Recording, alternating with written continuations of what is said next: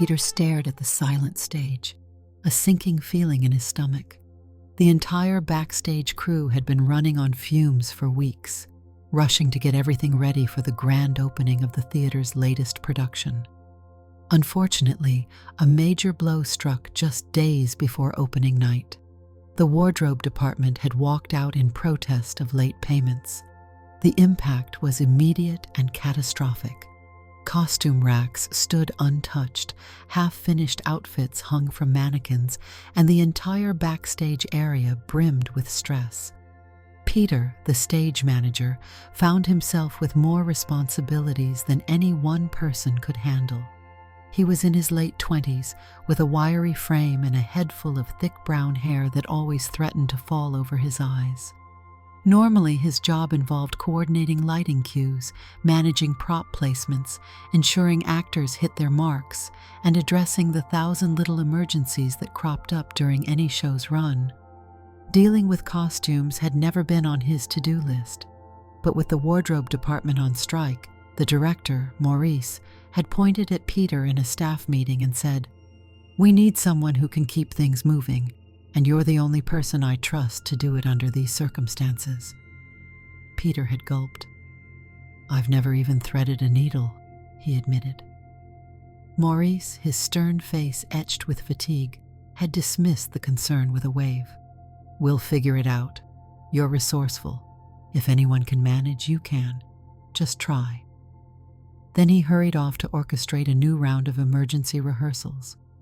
So Peter was left in a cluttered costume department, rummaging through chaotic piles of fabrics, half-stitched skirts, unpressed coats, and delicate period gowns that needed final touches before the show could even consider opening. The production was set in the early 1900s, an era that demanded layers of petticoats, corsets, decorative hats, and period-accurate shoes.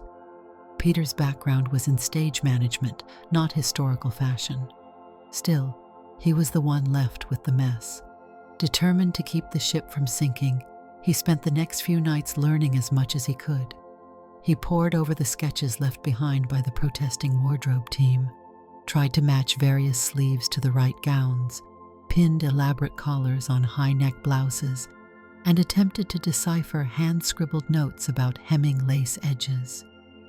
The sum of the chaos threatened to overwhelm him, but he pushed on. The theater was counting on him.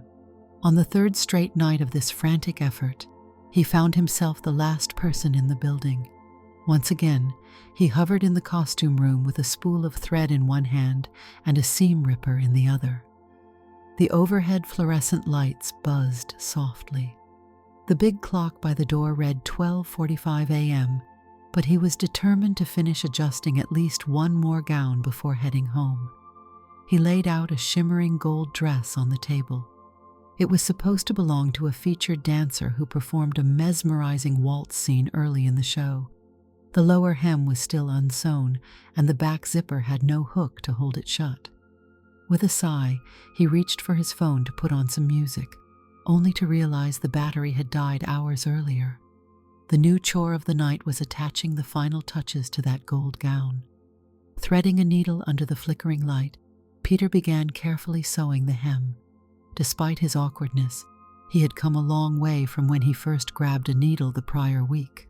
Once he completed the hem, he started on the zipper. But as he meticulously pinned everything in place, he heard a faint click. The overhead lights continued to hum, so he thought little of it. 40 minutes later, he stretched his arms over his head, satisfied that the dress was at least presentable. Now he just needed to return it to the racks. But when he walked to the door and tried the handle, it refused to budge. Alarmed, he jiggled it a few more times, but it remained locked. He exhaled in annoyance. "Who locks a stage manager in the costume room?" he muttered to nobody. He tried calling out, hoping a security guard or late-working dancer might hear him, but the theater seemed as silent as a tomb. Everyone had already gone home. He was certain the guards had made their rounds and locked up without checking the costume department. Peter tried to stay calm. He had no way out, no phone battery, and not a single window to escape through. If he wanted to wait for help, it would likely come in the morning when someone arrived. With a slight twinge of panic, he glanced around at the costumes, the mannequins, the towering shelves of hats and shoes. He realized he'd likely be stuck here all night. He settled onto a stool, crossing his arms. The costume room was cramped, but at least it was filled with plush coats and blankets that might double as bedding. He scouted a corner where he could sleep. However, before exhaustion could fully take hold, he grew restless. There were racks upon racks of garments all around, from antique coats to shimmering dresses, from corsets to hats with plumes. Despite feeling drained, curiosity began to nibble at him. He rose and drifted over to one particularly opulent gown. It was the lead actress's costume for a climactic ballroom scene, a dark blue creation with silver beading that sparkled under the lights. He ran his fingertips over the delicate fabric. The craftsmanship was astonishing. His eyes fell on the shoes lined up on a nearby shelf. Most were period-accurate pumps or short boots, but the lead actress also had a pair of tall, elegant heels she wore in an earlier scene set in a lavish Parisian salon. They were bright red and looked daring, even from a distance. He gave a small laugh, imagining how ridiculous he would look trying on such shoes. Yet the hours stretched ahead of him. With the building locked down, he had zero chance of leaving until morning. A flicker of mischief ignited in him. Nobody was around. Nobody would ever know if he experimented a little. After all, he was bored out of his mind. He walked to the shoe shelf. Just for a moment, he told himself, as though he needed to justify it. I'll see if I can even stand in them. Slipping off his sneakers, he carefully slid his feet into the red heels.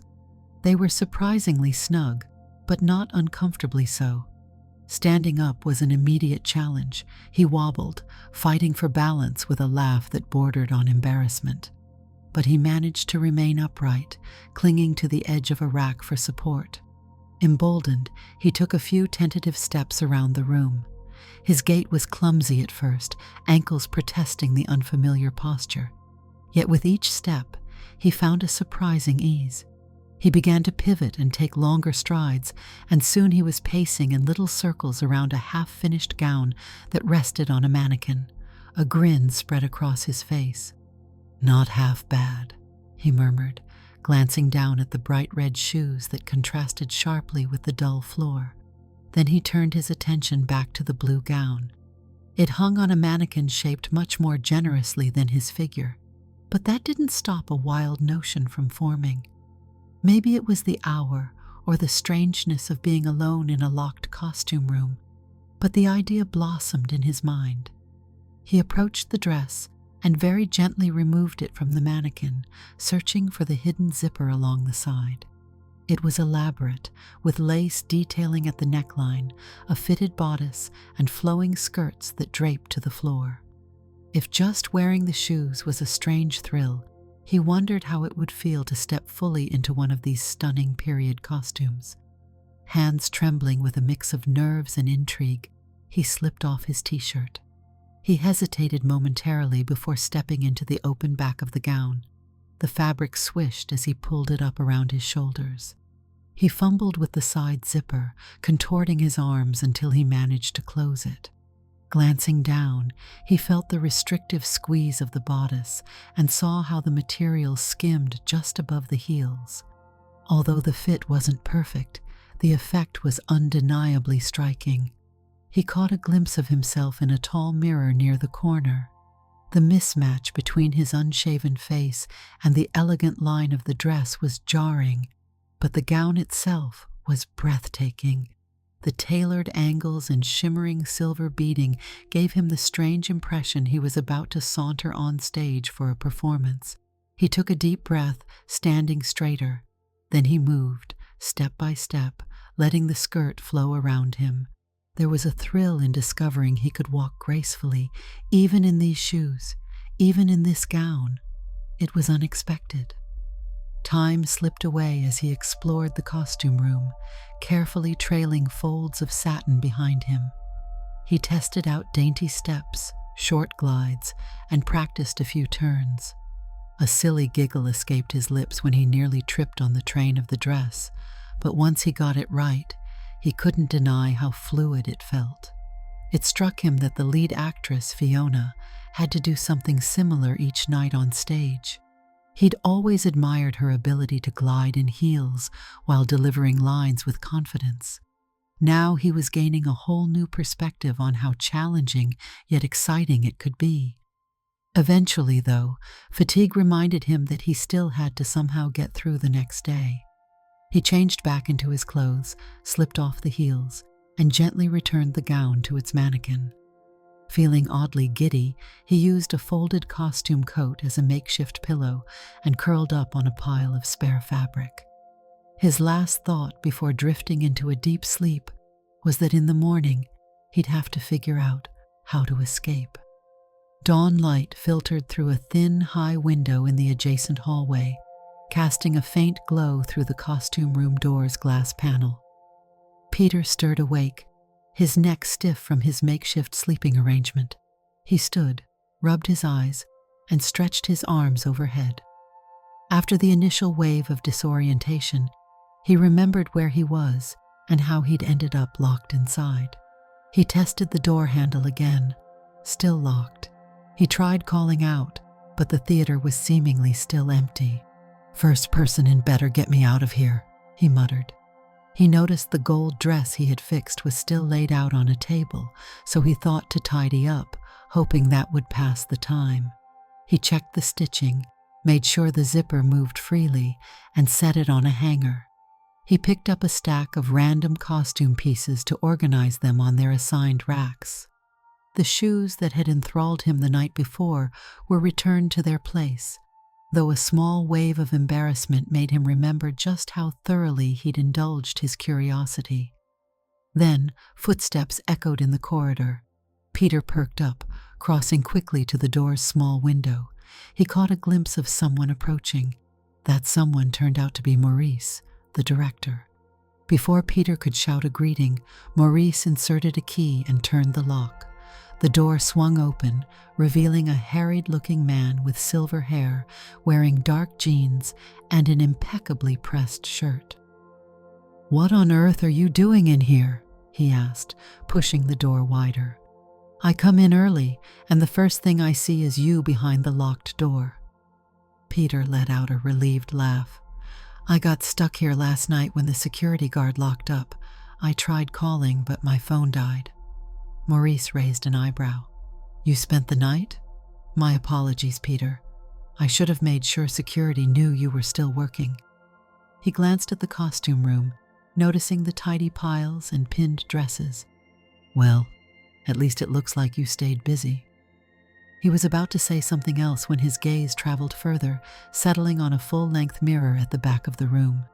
In it, he caught Peter's reflection, except for one detail. The reflection indicated that the shoes on the floor behind Peter weren't the pair of old sneakers he typically wore, but the red heels from the lead actress's costume. They were out of place, as if they'd been used. Maurice turned, eyes narrowing with a trace of curiosity. "You didn't happen to, He trailed off, letting the implication linger. Peter felt heat flush into his cheeks. He swallowed nervously. I was bored, I guess. And, yeah, tried some shoes on." For a second, Maurice seemed to be holding back a comment, but instead he let out a low chuckle. "Peter, you're dedicated to your craft more than I realized." Peter managed a weak smile.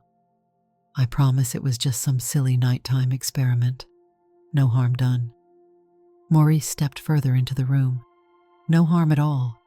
Actually, if I'm being honest, I've been having a crisis with our understudy, Valentina. She has to step in if our lead dancer, Clarissa, ever gets injured. Valentina is technically talented, but she struggles in these big dresses and especially in heels. She just can't get the posture right for those scenes. This show is set at the turn of the century, after all.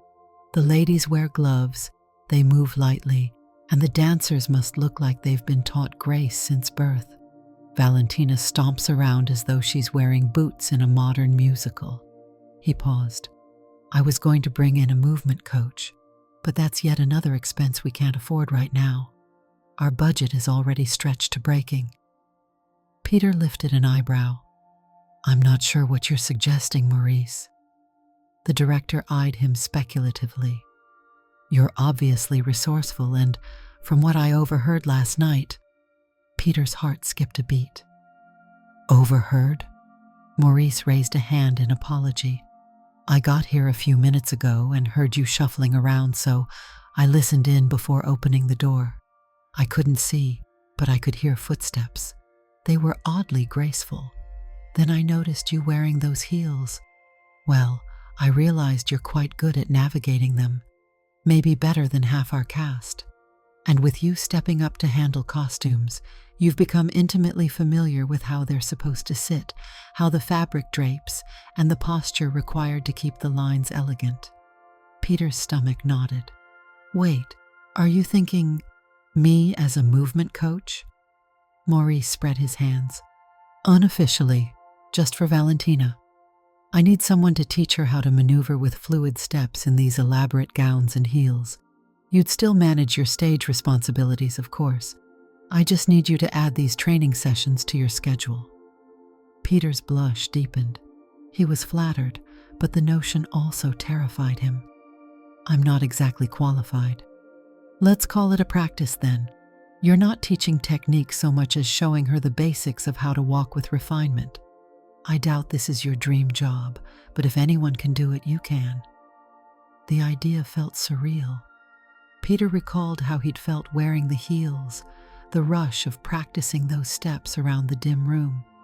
Part of him was mortified to be discovered, yet he couldn't deny that being singled out for this new skill felt oddly rewarding. If it helps the production, I'll do it, he said quietly. But I'd rather keep it between us. I don't want the crew joking about me in dresses. Maurice gave a short nod. Understood. Let's keep it discreet. I'll ask Valentina to come in for an early rehearsal session with you. You'll know exactly what to do. Peter shifted on his feet, not entirely sure he believed that, but he forced a small smile.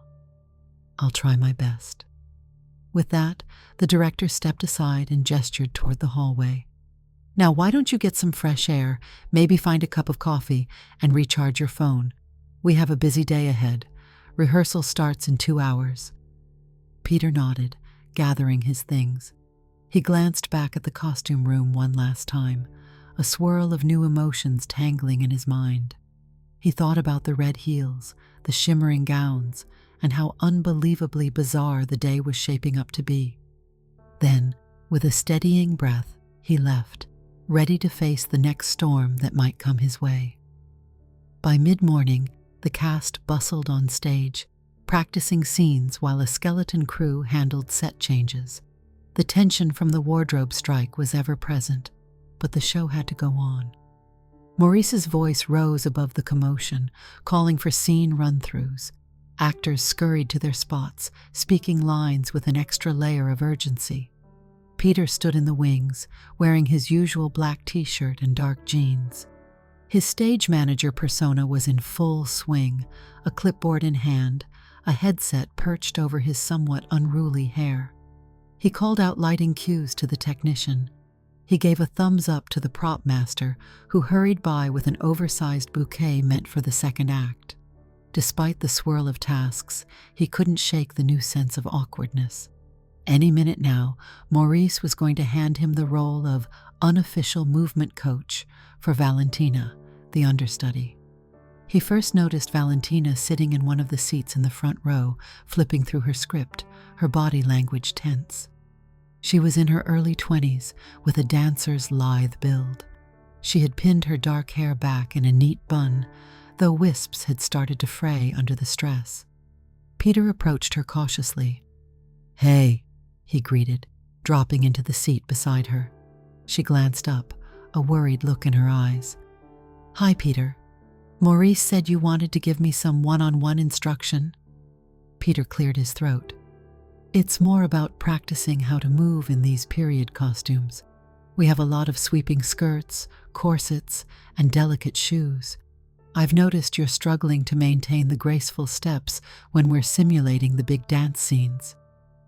Valentina closed her script, pressing her lips into a thin line. I've been dancing modern styles all my life. The show's choreographer gave me some pointers, but I just can't seem to capture that delicate poise. Fiona, our lead actress, makes it look effortless, but in rehearsal, I feel like an elephant. Peter nodded. I get it. These are tricky, especially if your natural style is more grounded. Let's go backstage, and we'll try on the shoes you'll need for the scene. Then I'll work with you on posture, pivoting, and so on. She sighed, relief mixing with lingering anxiety. Thank you. If I ever need to step in for Clarissa, I don't want to ruin the performance. They headed backstage to the labyrinthine corridors of the dressing area. The costume racks were half organized thanks to Peter's efforts, but the place still looked understaffed. He picked out one of the understudy's dresses and a pair of period heels that matched her shoe size. They stepped into a cramped side room next to the main costume area. Go ahead and put that on, Peter said, handing her the dress. I'll wait outside. She disappeared behind a curtain, struggling into the dress. When she emerged, the gown's bodice and draping layers emphasized the stiff posture demanded by the era. She wore matching heeled shoes that forced her onto the balls of her feet. Peter directed her to stand by the mirror. All right, let's start with the basics. Posture. The audience wants to see someone who's used to this attire. Shoulders back, core engaged, but not so rigid that you can't move fluidly. Try rolling your shoulders and then letting them settle in a comfortable but lifted position. Valentina followed his instructions, glancing at her reflection. She managed an approximation of what Peter described, though her hands shook a bit with nerves. Good, Peter murmured, stepping closer. Now, for walking. Think about leading with the balls of your feet instead of the heels. Let the skirt carry your momentum slightly. The trick with these layered dresses is controlling the fabric. If you storm across the stage, you'll either trip or the gown will bunch awkwardly. She took a hesitant step, her ankle wobbling. I feel ridiculous. It's a different mindset, Peter said. He felt a wave of sympathy. Try smaller steps. Let your hips rotate just a little and keep your chin parallel to the floor, like this. He trailed off, feeling the flush of embarrassment. He knew the best way to demonstrate would be to show her. He paused, glancing around to ensure nobody else was in earshot. Then he spotted a pair of black practice heels left behind by one of the dancers. He slipped off his sneakers and gingerly stepped into the black heels. They were a tight fit, but would do for a quick example. Valentina's eyes widened. Are you sure you want to do that? It's just to show you how to step, Peter said, swallowing down his nerves. Watch closely. He took a few steps, just as he'd practiced in secret and the night before in that grand blue gown. He tried to illustrate the gentle sway, the careful foot placement, and the upright posture. The only noise was the click of the heels on the wooden floor. Valentina stared. How are you so balanced? Peter shrugged, feeling his cheeks get warm. I've spent a little too much time among these costumes, I guess. He stepped out of the heels, coughed to clear his throat, and pointed at her feet. Now you try. Emboldened, Valentina mirrored his demonstration. She was far from perfect, but her walk looked smoother, more refined than before. Peter smiled in encouragement. Much better. Don't be afraid to flow with the skirt. Feel it move and guide it with your hands if needed. In some scenes, you might even hold a small portion of it up so you don't trip. They practiced this for an hour. Valentina started with uncertain steps, but gradually gained confidence.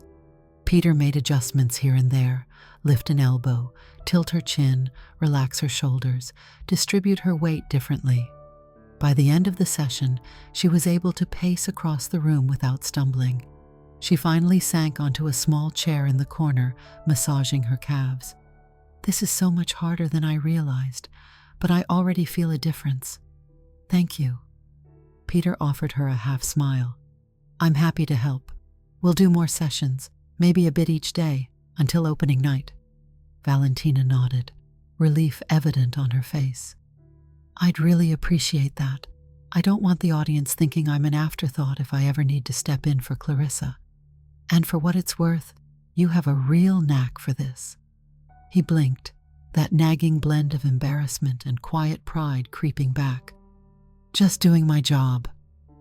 Despite the flush in his cheeks, he felt a small sense of accomplishment. Maybe, for all the chaos the strike had caused, something good could come from it. Over the next few days, Peter juggled his usual stage management duties with these hush-hush movement sessions. He always made sure the cast's rehearsals, lighting, and props were on schedule. But in the early mornings or late evenings, he'd slip away with Valentina to a discreet corner of the backstage area.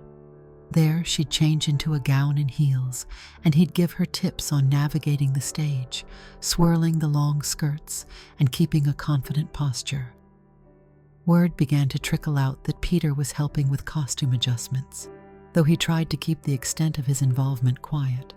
A few times, he caught cast members exchanging curious looks when they saw him escort Valentina around the stage, correcting her stance.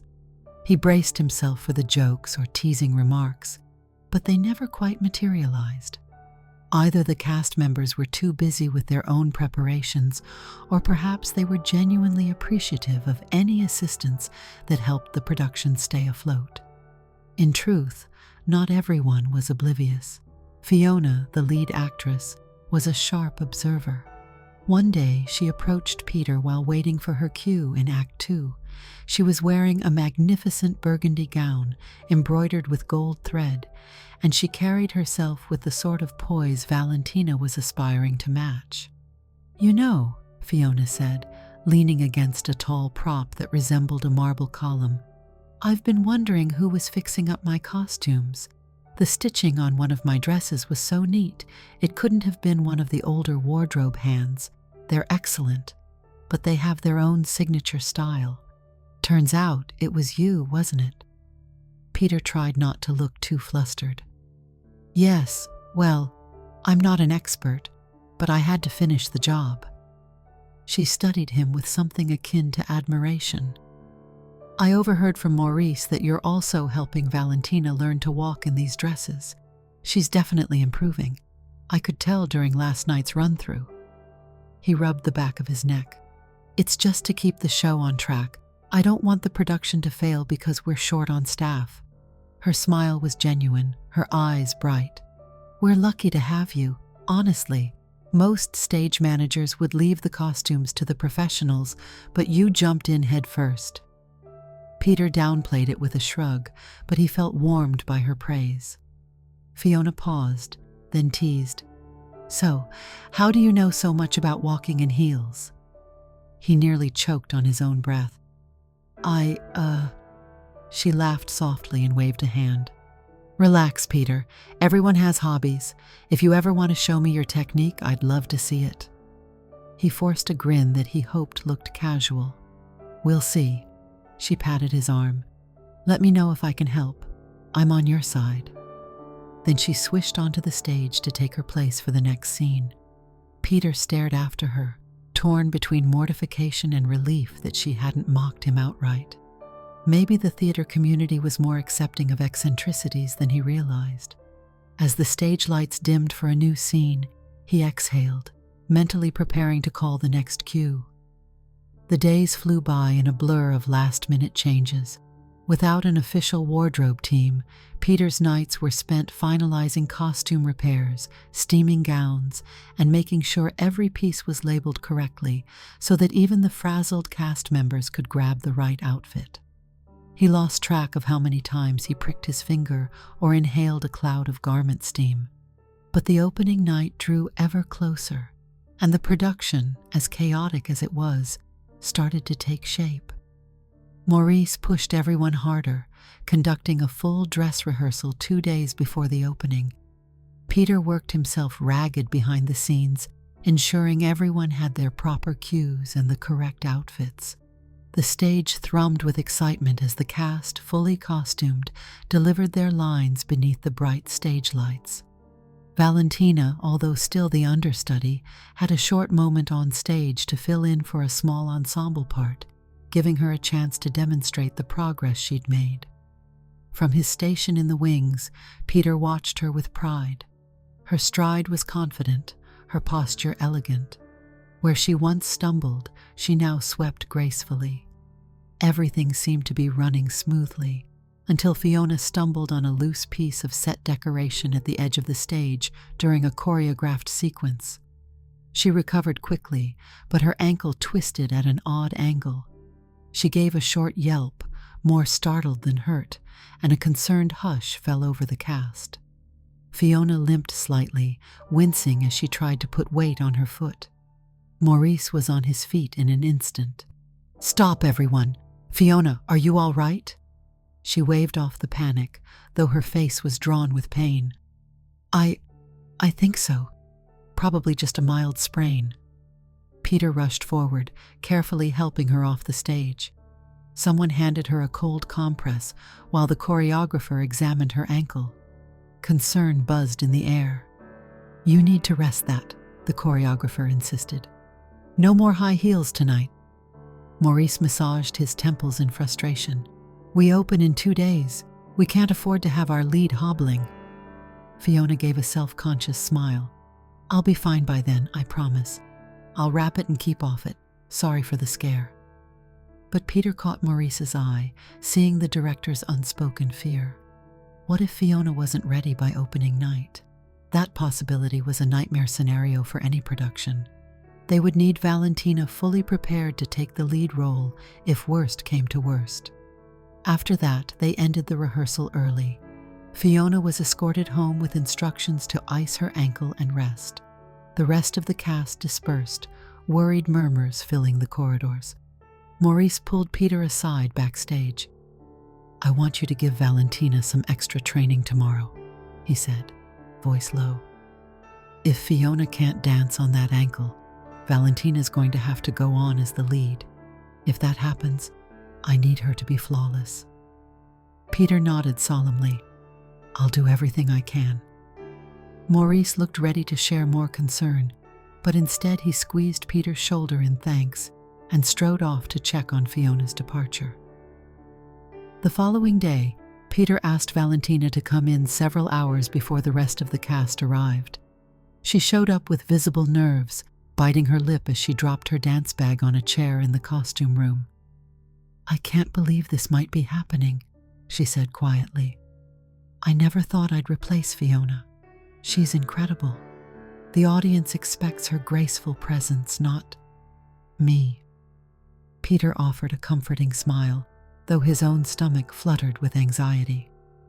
"Fiona's not officially out, but we have to prepare. So let's focus on the big dance scene.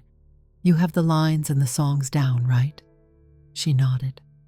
"Yes, I've memorized everything, but the grand waltz scene, where she wears that elaborate trailing gown, it still intimidates me." "All right," Peter said. "Let's get you in that dress and try it with the shoes. We'll go through the choreography step by step." Valentina changed into the ornate costume, pulling her hair up into an elegant style. Peter found himself once again stepping into a pair of black practice heels to show her precisely how to walk, pivot, and extend her arms with a graceful arc. He demonstrated crossing one foot over the other, synchronizing each step with the swirling fabric of the gown. Valentina copied him inch by inch until the movements flowed more naturally. They spent hours perfecting footwork. When she faltered, Peter gently took her by the elbow, guiding her posture. Occasionally she'd stumble, and he'd catch her, preventing a fall. It was a delicate dance of teacher and student, both acutely aware of the importance of these final rehearsals. At one point, between repeats of the same waltz phrase, Valentina looked at Peter in the mirror. "You're really good at this, you know," she said, her tone sincere. "I've had professional dance instructors who were less patient, less hands-on in guiding me. You make me feel like I can do it." Peter swallowed the knot in his throat. He was hardly a professional dancer. He had only discovered how to maneuver in these costumes thanks to a locked room and idle curiosity. Yet hearing her praise made him stand a little taller. "We're in this together," he replied.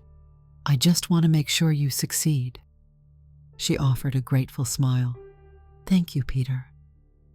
They resumed the waltz, with Peter counting beats under his breath. The sensation of guiding her through the moves felt both surreal and oddly fulfilling. Each time she completed a perfect turn, he felt a quiet rush of satisfaction. Eventually, they both took a break, sitting on a low crate used for storing hats. Valentina massaged her feet, while Peter downed a bottle of water. The quiet of the empty backstage hallway stretched around them. "You know," she said after a moment, "I was so nervous about what the cast would think of me as an understudy. But you treating me like I belong here has been the biggest help." Peter offered a small smile. "You do belong here. Understudies hold the whole production together when the unexpected happens. Don't underestimate your role." As they caught their breath, the distant hum of the stage lights reminded them time was slipping by. The rest of the cast would arrive soon. They got back to their feet, determined to refine every detail. When the cast gathered that afternoon for the final dress run, Fiona appeared on set. She moved gingerly, but insisted on trying the scenes. Maurice hovered nearby, visibly worried. Peter could see that Fiona's usual confident step was overshadowed by caution. She placed minimal weight on her injured ankle. Still, she pushed through the initial scenes, refusing to concede defeat. By the time the production reached the grand waltz, Fiona's discomfort was obvious. She grimaced each time she spun. Even the supportive footwear and ankle brace she'd wrapped beneath her stocking couldn't hide her pain. Maurice motioned for the rehearsal to pause. He looked at Fiona, sorrow evident in his eyes, then turned to the cast. "Let's be practical. I won't risk permanent injury. Fiona, sit this next scene out. Valentina, get into costume. We'll run the waltz with you standing in for the rest of rehearsal." Fiona nodded, swallowing her pride, and relinquished her place on stage. Valentina, who'd already been waiting in the wings dressed for the ensemble, rushed to switch into the lead's gown.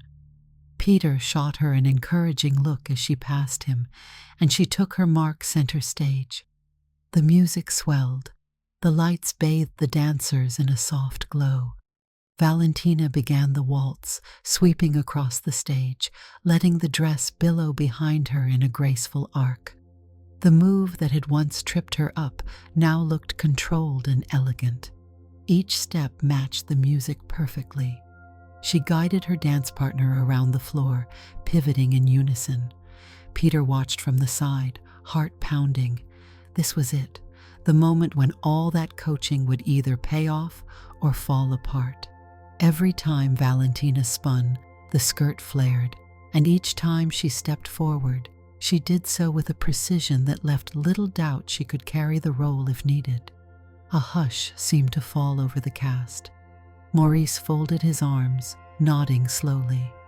When the final note ended, Valentina stood at center stage, breathing heavily, the lights catching the sheen of perspiration on her brow. A scattered round of applause broke out among the ensemble, some of whom had been taken by surprise at the understudy's transformation. Maurice stepped forward and announced in a steady voice, "Valentina, I'm naming you the alternate lead. If Fiona's not fit to perform on opening night, you will go on in her place. Keep perfecting this. You're our safety net." Fiona managed a supportive smile from where she sat with her ankle propped up. "You looked amazing out there," she told Valentina. "That was beautiful." Valentina bowed her head. "Thank you, Fiona.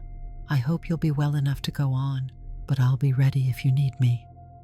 Peter let out a breath he hadn't realized he was holding. Relief, pride, and a twinge of lingering anxiety all mingled inside him. The show might just survive after all. Opening night arrived faster than anyone could have anticipated. The entire cast buzzed with anticipation, nerves, and excitement. The audience for the first performance was rumored to be packed with influential critics, potential investors, and local celebrities. A sold-out crowd was expected, a testament to the show's pre-launch publicity. Backstage, Peter felt like he was juggling 100 tasks at once, but it was nothing new for a stage manager. He directed stagehands to their posts, confirmed prop placements, double-checked that the lighting crew was ready for the first cue. He also made a final pass by the costumes. The last thing he wanted was a missing hat or a torn seam right before an entrance. Fiona had decided she was fit to perform, and everyone deferred to her experience. She had taped up her ankle, worn supportive footwear behind the scenes, and promised not to push too hard during the dance. Valentina stood by in full understudy regalia, ready to jump in if needed. The tension in the dressing rooms was palpable, but so was the sense of camaraderie. Everyone wanted the show to succeed. Peter lingered near the costume racks, verifying that everything was in place. A hush fell over the backstage area when the overhead lights dimmed, signaling that the audience was taking their seats. He could hear the low murmur of hundreds of people through the heavy curtains.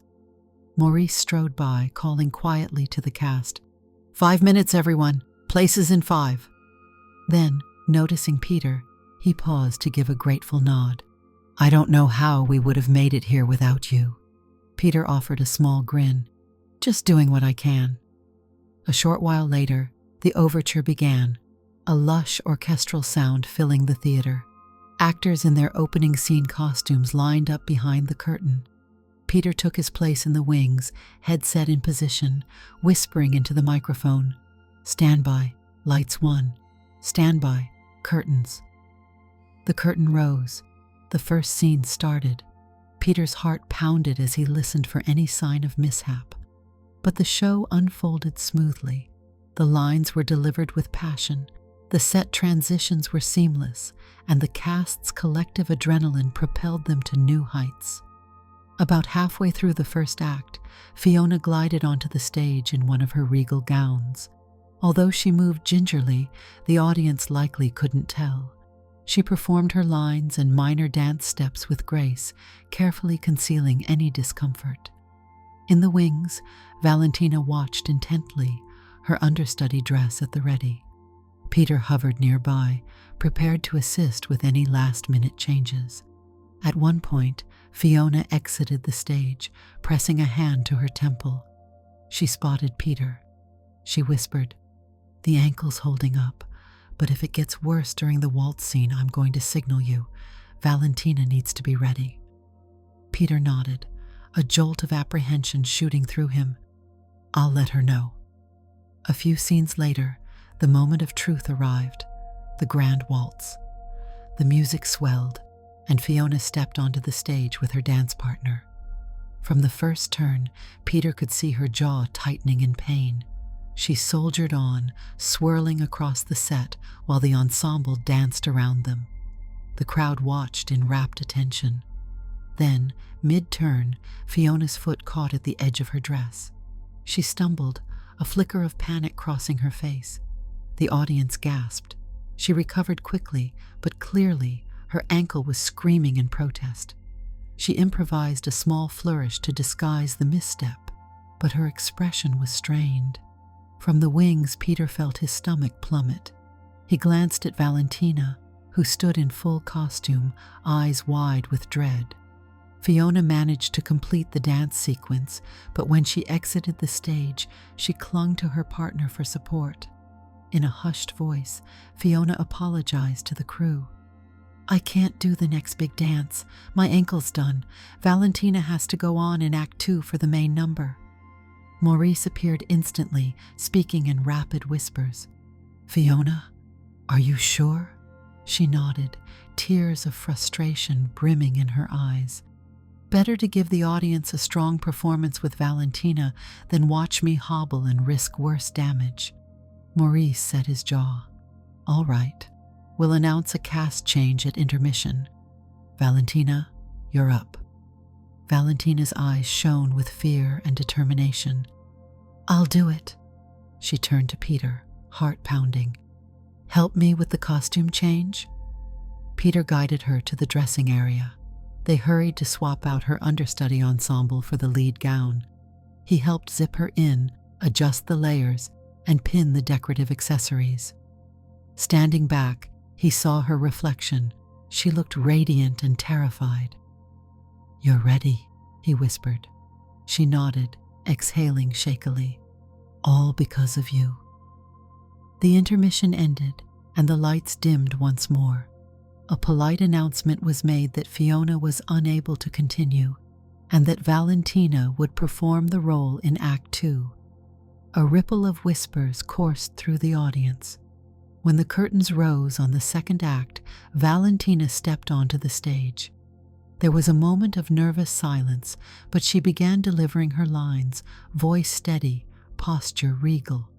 She moved through the storyline with the poise that she and Peter had drilled. Then came the iconic waltz scene, this time the big one in Act 2 that demanded even more complex spins and lifts. The music soared. Valentina took her position. The dance began, and Peter, watching from the wing, felt his breath catch. She moved with confidence, each turn precise, each extension of her arms fluid. The trailing skirt that once threatened to swallow her steps now glided in perfect unison. Her dance partner lifted her gracefully, and she landed without a stumble. Applause began building even before the final note. The scene ended in a dramatic flourish. The audience erupted in cheers and bravos. Backstage, Maurice wore an expression of equal parts relief and elation. Fiona, seated with her bandaged ankle, clapped softly, tears in her eyes. When the final bows came, the entire cast lined up on stage. Valentina took the center spot usually reserved for Fiona. Peter, as stage manager, typically stayed hidden in the wings during curtain call. But tonight, Maurice gestured for him to come forward. After a moment of hesitation, Peter slipped on stage, overshadowed by the bright lights. The applause intensified. Valentina reached out, took his hand, and lifted their joined hands overhead in a brief gesture of acknowledgement. Although the audience might not have fully understood his role, they clapped anyway at the sight of the production's behind-the-scenes hero standing proud. In that moment, Peter's cheeks glowed. This was the culmination of chaotic days and nights locked in costume rooms, quickly learned sewing skills, cautious steps in high heels, and hush-hush movement lessons. The swirl of relief, pride, and lingering disbelief mixed inside him. He gave a small bow to the cheering crowd before retreating off stage. The post-show atmosphere was electric. The cast gathered in the backstage corridors, hugging, congratulating each other, exclaiming over the success of the performance. Someone popped open a bottle of sparkling cider, pouring drinks into plastic cups. Valentina was the center of attention, fending off compliments with an overwhelmed smile. Peter leaned against a wall, exhaustion catching up to him, when Maurice appeared with 2 plastic cups in hand. He offered one to Peter. "You've earned this." Peter took the cup, swirling the bubbly liquid. It was a team effort. Maurice's eyes twinkled. A team effort, yes, but your quick thinking and all those private tutorials you gave Valentina, well, that's what saved our opening night. Word will spread about how seamlessly our understudy stepped into the lead. You made that possible. Peter looked down, a mix of gratitude and lingering embarrassment flickering in him. I'm just glad it worked out. Maurice sipped his drink. The show goes on, as always, but now we have a real chance for success. Fiona will hopefully recover fully in a few weeks, and we'll have a strong alternate lead in Valentina. In the meantime, the critics seemed impressed. I overheard some glowing remarks in the lobby. That's great, Peter breathed, relief flooding his system. Maurice clinked his cup gently against Peter's. Thank you, truly. If you ever decide you want to move beyond stage management and explore, say, costume coordination or even movement coaching, you'd have my recommendation. Peter smiled faintly. That's generous, but I think I'll stick to my usual job for now. Maurice nodded, respecting that answer. Then he walked off to congratulate other members of the cast. Across the corridor, Valentina caught Peter's eye. She wove through the clusters of people to reach him. Without a word, she enveloped him in a tight hug. You saved me out there, she whispered. None of that would have been possible if you hadn't taught me how to handle those dresses and heels. You did all the hard work, Peter replied softly. She released him, her eyes shining. Still, I owe you more thanks than you know. They laughed together, letting the tension of the night finally drain away. The swirl of cast members, bright costumes, and the faint echo of applause from the now empty theater formed a backdrop to this quiet exchange of gratitude. Peter glanced around. Someone had turned on a backstage radio, and a soft tune drifted through the corridors. The production that had threatened to fall apart was now triumphant. The strike might still be unresolved, but the show had survived its most perilous moment thanks to an unconventional solution. A short while later, the crowd began dispersing, actors shedding their costumes and wiping away stage makeup. Fiona, seated with her foot elevated, beckoned Peter over. He approached, uncertain if she would hold any resentment for Valentina's success. Instead, Fiona gave him a warm smile. Thank you for looking out for Valentina. I'm frustrated I couldn't finish, but I'm relieved the show was in good hands. In this line of work, we all need each other. Peter nodded. I'm sorry you were hurt. She made a light gesture. I'll heal, and you'll be here, making sure everything runs smoothly, as always. She lowered her voice, a hint of playful curiosity returning to her expression. By the way, I still want that demonstration you promised me, the one where you show me how to handle those heels. He felt his face warm again. He realized that while he might have felt embarrassed about being caught wearing the costumes, the people around him weren't mocking him at all. They seemed genuinely supportive, or just plain grateful that he helped rescue the production. Giving Fiona a sheepish nod, he said, Anytime you want some pointers. She laughed, then winced slightly as her ankle reminded her of its condition. Once I'm out of this brace, you're on. Hours later, after the last of the audience had gone home and the cast had trickled out to celebrate or rest, Peter was one of the few remaining in the dimly lit backstage. He needed a moment of quiet to let it all sink in. The show was a success. Valentina had proven herself, and the production would run for several weeks with a hopefully healthier Fiona soon returning to the main role. He'd never expected that being locked in the costume room and trying on a pair of red heels could lead to such a pivotal turn of events. He walked one last time into the costume department. The racks were still full of period pieces, from the meticulously stitched gowns to the carefully fitted waistcoats. Among them were the now familiar dresses that had once daunted him. He thought back to that night he'd spent locked in here. Curiosity had led him to experiment, and that experiment had opened a strange new door in his life. He took in the faint scent of fabric and thread. The hush of the theater at this late hour was comforting, like a lullaby after the night's excitement. His gaze landed on the red heels, nestled on a shelf next to a pair of white satin pumps. He set his stage manager's clipboard aside, running a hand along the row of shoes, remembering how at first he had stumbled, then found his balance, and finally discovered he was better at this than he'd ever imagined. It was funny how life could steer you toward unexpected talents just when you least anticipated it. Yawning, he collected his clipboard and stepped back into the hallway. Tomorrow, another show. Tomorrow, more minor disasters and backstage triumphs would unfold. But for tonight, the knowledge that he had helped make something remarkable happen filled him with a sense of purpose. He switched off the lights, letting the costumes rest in darkness until the next performance demanded their presence under the stage's spotlight. Walking alone in the stillness, he could almost hear the echo of that waltz music trailing through the corridors. He could feel the gentle pressure of the red heels from that fateful night, a memory that made him smile in the quiet. He wasn't sure what the future would hold, but for now, he was content knowing that this unexpected role, this peculiar chapter in his backstage life, had turned out to be a grand success. He left the theater, stepping into the cool night air with renewed confidence. The show, after all, would go on.